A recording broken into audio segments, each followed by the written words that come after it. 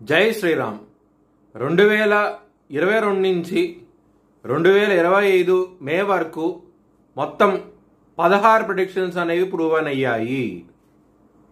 మీనరాశికి అధిపతి గురువు. మీనరాశిలో పూర్వాభాద్ర 4వ పాదం, రేవతి 4 పాదాలు, ఉత్తరాభాద్ర 4 పాదాలు ఉంటాయి. ఈ నక్షత్రం వాళ్ళందరికీను నేను చెప్పే మాస ఫలితాలు వర్తిస్తాయి.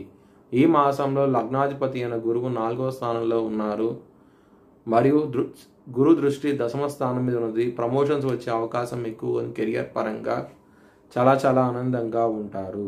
లగ్నంలో శని ఉన్నారు. శని భగవానుడు లగ్నంలో ఉన్నప్పుడు హెల్త్ పరంగా ఇబ్బందులు ఇస్తూ ఉంటారు, కొంచెం జాగ్రత్తగా ఉండండి.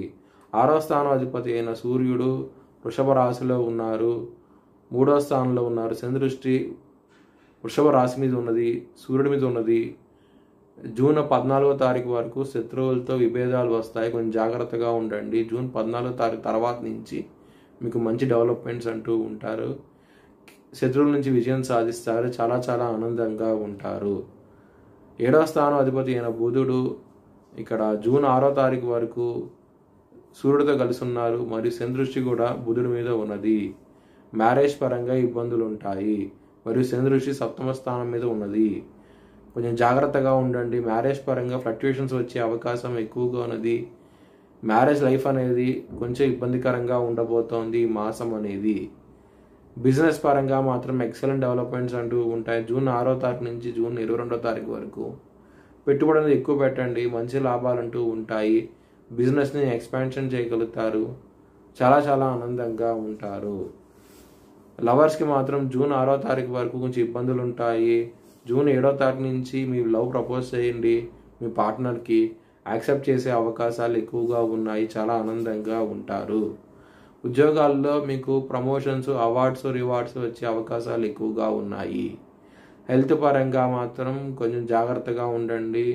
దక్షిణామూర్తి సూత్రపాలనం చేయండి, మంచి ఫలితాలు అంటూ ఉంటాయి.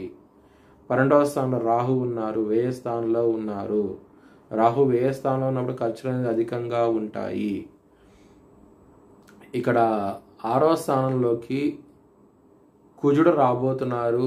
జూన్ 7వ తారీఖు నుంచి కుజుడు రాహువు బద్ధ శత్రువులు, కొంచెం జాగ్రత్తగా ఉండండి. ఖర్చు విపరీతంగా ఉంటుంది. మీకు కొంచెం కోర్టు కేసు విషయాల్లో కూడా ఇబ్బందులు ఉంటాయి, కొంచెం జాగ్రత్త అంటూ ఎక్కువ తీసుకోండి. సుబ్రహ్మణ్యాష్టకాన్ని చదువుకోండి, చాలా మంచి ఫలితాలు అంటూ ఉంటాయి. మీ భవిష్యత్ వివరాల కోసమై హెచ్ఎల్ఎన్ జ్యోతిష్యాలయాన్ని సంప్రదించండి.